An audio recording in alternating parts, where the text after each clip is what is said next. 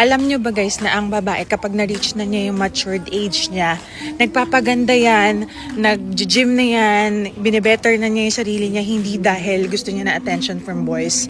Kasi kadalasan kapag ang babae nasa matured age na, I'm talking about 30s, 40s, 50s, ganun.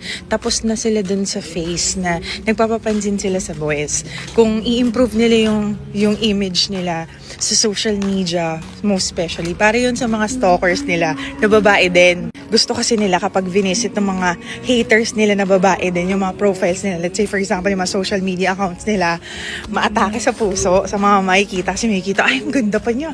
Ay, ang successful pa niya. Ganon. Kaya kapag ang babae, sobrang blooming, ganon-ganon, post niya, parang panalong-panalo yung mga post niya sa social media. Mga boys, huwag kayong mag-feeling na para sa inyo yun.